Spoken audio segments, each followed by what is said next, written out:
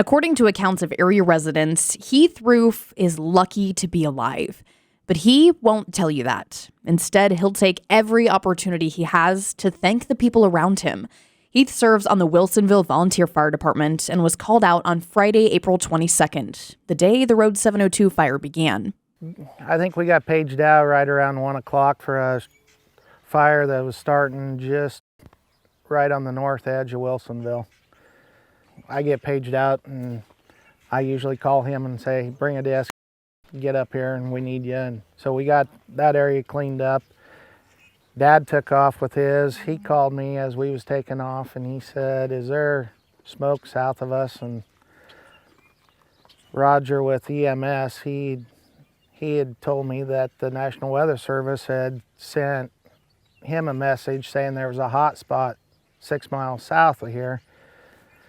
Well, farmer intuition, called Dad up and I said, yeah, get headed south. Started making phone calls and we had tractors and disc headed south. And by the time we got out there, the page was going off that they needed help in Kansas. And before we got down there, the fire had already rolled into Nebraska and it just kept barrel rolling.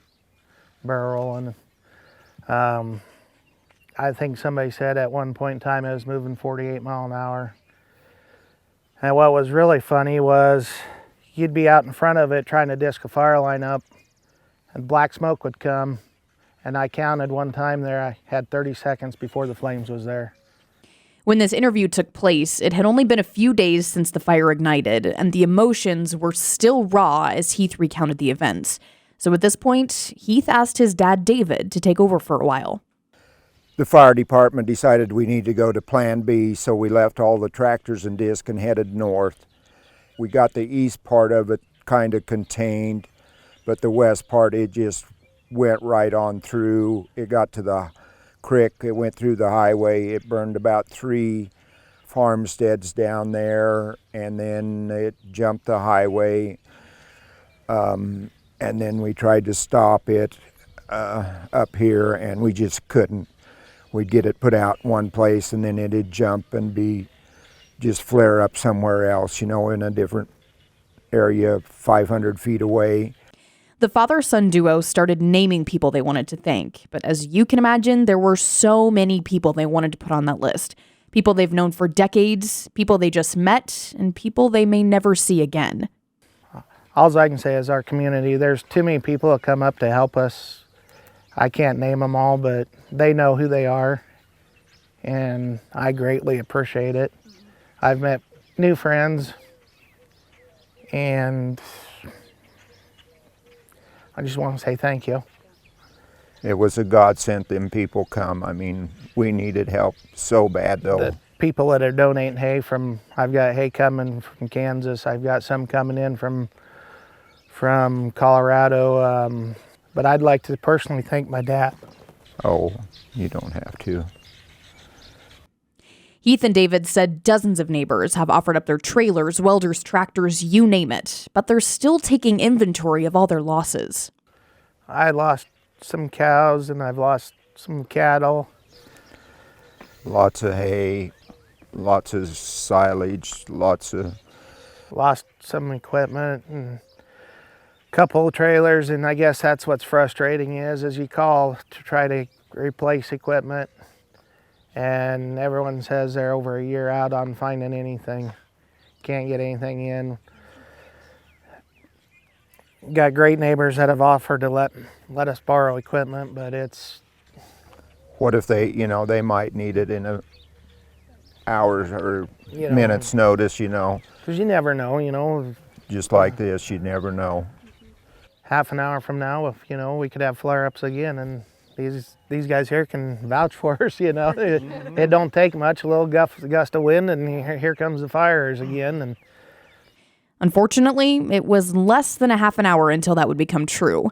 In fact, it was about 5 minutes. They weren't in the camera shot, but the fire crew from South Dakota was on the roof operation, waiting for this exact situation. That, She's picking off. oh. We gotta roll. Nope, go ahead. Roll. Fires are burning. Fires are burning. Thank you for your service, you guys. Yes, thank you. Thank you. Thank you. Yep, right up there.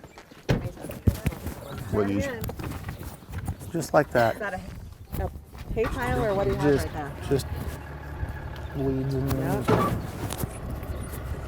just like that. This flare up happened on Wednesday, but it wasn't the only one. On Tuesday, Heath got a phone call from his son. He called me an hour later and he said, "Dad, we've got problems again. It's flaring up again at the house."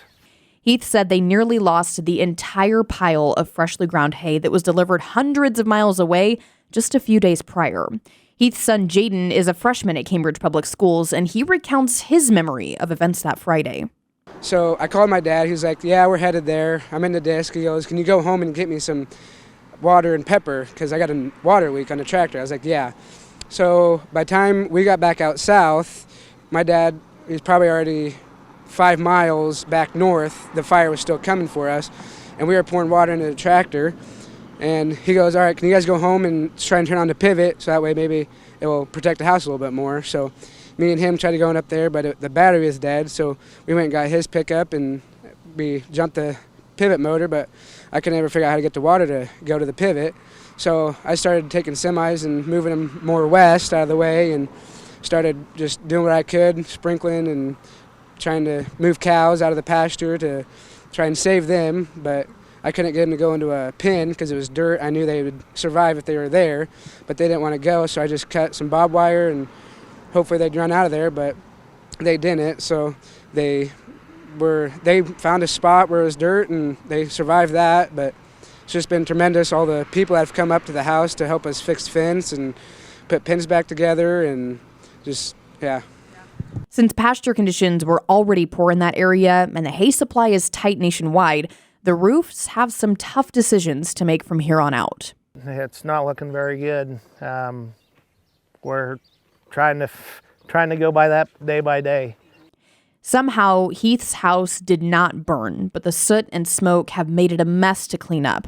So for now, Heath, his 2 sons, Jordan and Jayden, and his wife, Vicky, along with Heath's parents, David and Margaret, will take it day by day to recover from the Road 702 wildfire.